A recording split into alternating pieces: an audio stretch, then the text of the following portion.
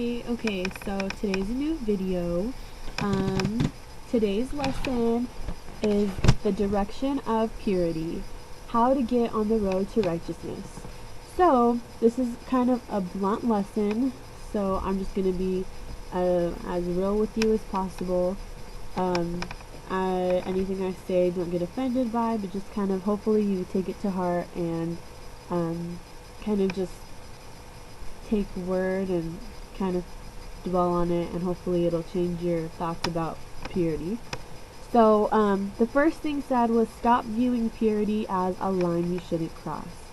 So when you think of that, we all have our own kind of boundaries we set, where you only go as far as hugging, only as far as kissing or touching, but you won't cross a certain boundary, certain line. We shouldn't view it as that. Purity should be all together to just keep yourself pure and holy unto God, and it shouldn't be a line you shouldn't cross. Don't compromise your purity. Don't put yourself in a situation that would kind of make you more I don't know which words to use. Don't put yourself in a situation that will give you the option to compromise your purity. So stay away from those things. 3 principles to help us maintain purity. 1, respect the deep significance of purity. Just kind of God holds intimacy, sex and all that. He holds that really close to his heart, and it's a gift from him, and that is a gift for married couples, and we need to see it as something so sacred and so beautiful, and it's such a gift, and we need to see it as sacred as God does, and we need to learn to respect it and see the significance of that. Another one is set your standards too high. I know a lot of times when I talk to my friends about what I want in my future husband, they kind of think I'm crazy, and they're like, oh my gosh, that's too high, or lower your standards a bit. But you shouldn't. You need to set your standards high, because you don't want to lower yourself to be with someone. Kind of lower your expectations just to be with someone. Honestly, if you pursue God and fall in love with Him and let Him bring someone to you, He knows the desires of your heart, so He's going to give you that perfect person that's perfect, made for you. Your future spouse will be made for you if you follow in God's will and God's plan for your life. He will give you the desires of your heart. Please God, not others. The third is make the purity of others a priority. Be careful how you portray yourself, including how you dress. So whenever you go out, before you go out in the day, night, whenever, think of someone else's purity. Whatever you're portraying on the outside, someone is going to see, and that can cause someone to sin. So you should, especially the ladies, you should always think, and we'll get into that later, you should always think about others' purity. You don't want to be the cause of someone sinning. Okay. It is a choice to be pure, and it should not be a burden. You shouldn't feel like it's a bad thing. Don't see it as something hard to do or bad, or you don't want to be pure, because it should be something that we all desire. And the closer you get to God, the more desire you will have to be like Him and pure and holy. 2 Timothy 2:22. Flee the evil desires of youth and pursue righteousness, faith, love, and peace, along with those who call on the Lord out of a pure heart. A question for you to ask yourself: what are your convictions about purity? What are your lines not to be crossed? And think about those things. It's like I said before, it's different for everyone else, but you should really think about those things. Someone was saying that those little things that you do basically lead up to, things. And you should just always be cautious with that. Understand the power of intimacy and how God sees it, and understand that, and try to strive for that. Let me read a story. I took a picture of it. Okay, so hopefully I can read this. So it says, we will never understand God's demand for sexual purity until we appreciate the deep spiritual and emotional implications of physical intimacy. A phone interview I did with a secular radio station in Florida was a reminder for me the very low view many people have of sex. The DJ at this top 40 rock station and his female co-hosts, I'll call them Taylor and Crystal, evidently thought an interview with a guy who wasn't having sex would be good for a few laughs. The questions came rapid fire. So how old are you? 23. Are you a virgin? I am a virgin. Virgin with a capital V. Are you okay? I suppose you're from the school of thought that says if you don't have sex, you blow up. Okay, I'm gonna skip this part because it's kind of gross. So then he says, so what's gonna happen when, let's say, you get married and you get to the honeymoon suite and she's lousy in bed?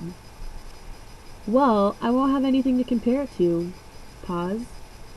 The girl says, now that is a good answer. Josh says, I think part of our problem today is that we've reduced sex to some sort of sport. We need manuals and color-coded charts instead of being an expression of the intimacy and commitment of a husband and wife. It's all about performing. I think that's part of the reason there's so much sexual dysfunction today. People are terrified they won't live up to Hollywood's definition of the perfect lover. So true. Then he says, yeah, but what if she's lousy in bed? I mean, she just does everything wrong. Then Josh says, that won't be why I marry her. Do you see the problem with what you're saying? What happens if you marry someone because they aren't great in bed, but then one day, if they are great in bed, but one day they aren't? He says, something so stupid, is so typical. Cheat. Well, sadly, that's what some people do. And then the girl says, today we have Taylor being a typical jerk and Josh representing kind, sensitive males. Josh says, but you see, I believe this not because I think it's the nice thing to do, but because this is what God wants. What I hope you see is that Taylor was a jerk and I was a nice, sensitive guy, as Crystal put it. Oh, it's not that you see that. Like Taylor, many non-Christians view sex as a bodily function on the level of scratching another person's back. They engage in sex whenever and with whoever they want. Although the kind of lifestyle is affront to biblical values, many Christians treat lesser expressions of physical intimacy with the same lack of respect. They view kissing, holding, or fondling another person as no big deal. So true. So, that guy that he was talking to, I've had that asked to me before. So what if they're not good in bed? Honestly, there's not going to be anything to compare it to. And when you do cross those boundaries and you do, do things with someone, the more you do things, then the more you're like, someone else kisses you and you're like, oh, they didn't kiss as well as that person did.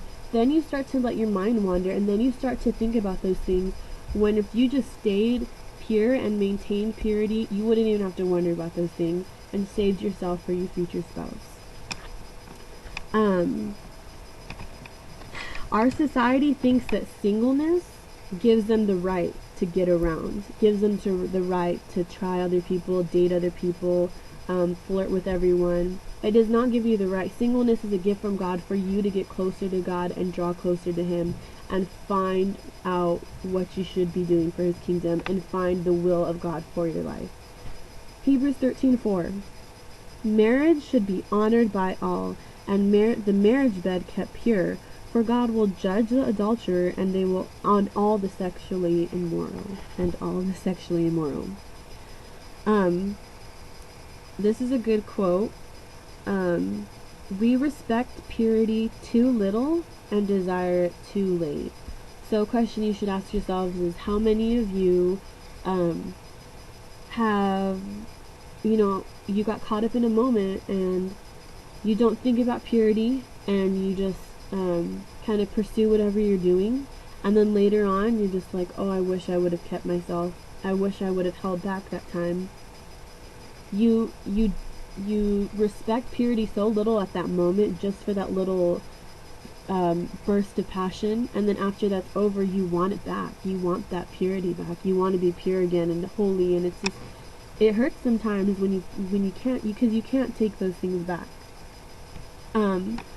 Another story we most of us know about David and Bathsheba.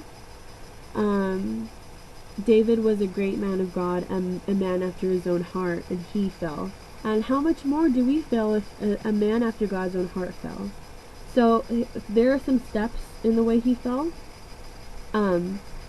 So one, he was supposed to be in battle, and that day he decided to stay home. So first of all, he was not where he was supposed to be, which he was supposed to be fighting for God, I believe, and then stayed home. And he ends up seeing Bathsheba take a bath. So obviously she's naked, and he's watching her. He could have turned around, he could have went back inside, but he stayed there, and then he started to desire her, and he let it linger in his mind. He should have stopped, but he kept thinking about it. That's when lust took control. So he went out and got for her, and then they had sex, and she ended up sending him a letter that she was pregnant, and then she hadn't seen her husband for a while, so it couldn't have been her husband's baby. So he sent out for him to go into the front lines of battle, and he was one of his best soldiers, and he died. So he ended up being a murderer. All this after a man's after God's own heart did all these things because he fell into lust.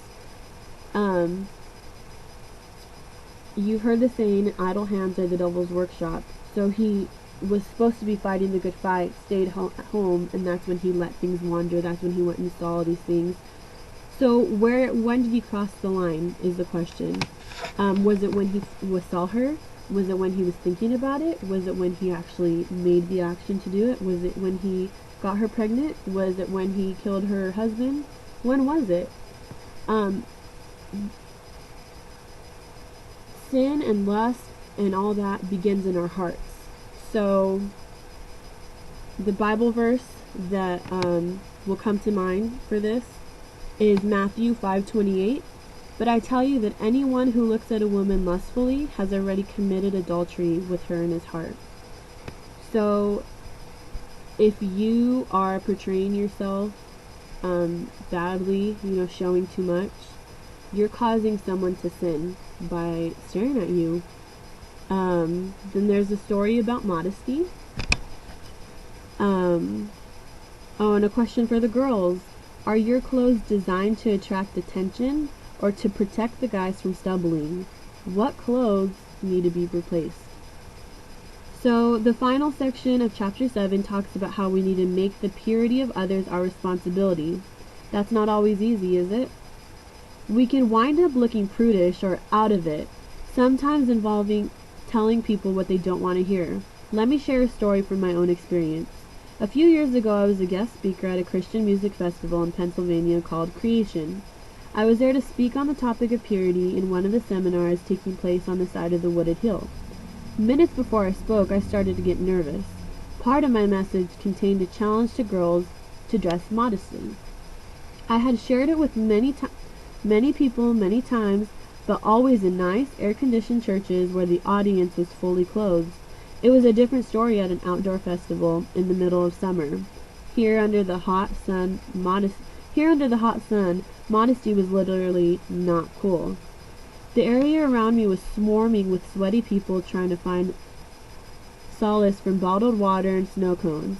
Many of the girls wore short shorts and bikini tops. The thoughts of talking about modesty to a crowd dressed like this made me sick. I knelt down next to a tree, opened my notebook, and removed the page that contained the section on modesty. I don't need to share this part, I thought. It will offend them. The message will be better without it. Then the justification started rolling. The sinful part of me wants everyone to like me, started justifying leaving out that section. They'll think you're judgmental if you say that, it reasoned. They'll roll your eyes at you. They'll snicker. But at a moment later, my conscience kicked in. You're more worried about impressing this crowd than you are about pleasing God. I hesitated. With a groan, I put the page back in my notebook. God, I prayed, I want to say what you want me to say. This message went well. When I came to the dreaded section, I was honest with the crowd and told them that my temptation said to leave it out. But you know what, I said? I want to be more afraid of God than I am of you. To my surprise, they applauded. Then they listened. Okay, girls, if you're watching this, listen to this part. You really have no clue, I said to the girls. How hard is it for a guy to look at you with purity in his heart when you're dressed immodestly? If you can get inside a guy's head for a day, or even 10 minutes, I believe it would significantly change your wardrobe. And if it didn't, what would that say about your heart? It's your heart that I want to encourage you to examine. I'm not here to start measuring skirt length. The question is, what is your heart's motive? Do you want to stir up lust in a guy? I close with this encouragement. Ladies, we live in a day and age when you're bombarded with the message that your value is in the way you look, your body, and your appearance. All I can say is that if living a life of obedience before God and the way you dress meant that you never caught the glance of another guy, it would be worth it, because your value is not in the attention of any guy. Your value is in the fact that Christ loves you and died for you, and that you are his daughter. That's your value. And your true beauty comes from a heart and life surrendered to him. That is true beauty. Can I get an amen? Afterward, countless guys and girls came up to me and thanked me for sharing that material. I cringe when I think about how close I came to disobeying God and leaving it out. For me, that message was a way to watch out for people's purity. You'll have your own opportunities. Don't let them slip by. Let's obey God and love our brothers and sisters by making purity our responsibility. Their purity. So, that is the end of this lesson. I'm sorry that it's 17 minutes long like all the rest of them. But seriously, purity is just such a topic we need to focus on. Personally, I feel like I need to wear shirts that don't show my arms, skirts that are below my knees, that aren't tight or form-fitting, and shirts that are higher up, because that's just my personal belief. Some people don't see a problem in wearing pants, don't see a problem in tank tops or shorts or anything, and that's fine. Personally, I agree with these things, first of all, because I want to be obedient to my pastor, but second of all, because I don't want to compromise someone seeing either like the shape of my body or the form of my body or too much of my chest or anything like that. That is just my personal experience. I personally don't feel comfortable in pants. I like skirts. I love skirts. There are some times that I need to pay attention to whether the skirt's too tight or whether the shirt's too tight or anything like that. But that's all up to you.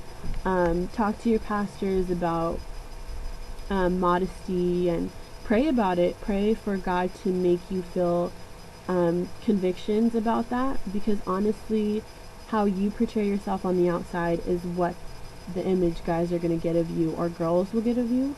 Guys, if you're always taking off your shirts and stuff in public, what are you trying to portray? You're causing girls to lust. So yeah, just think about those things. I hope this spoke to you, and there will be a new video next week. Thanks, bye-bye.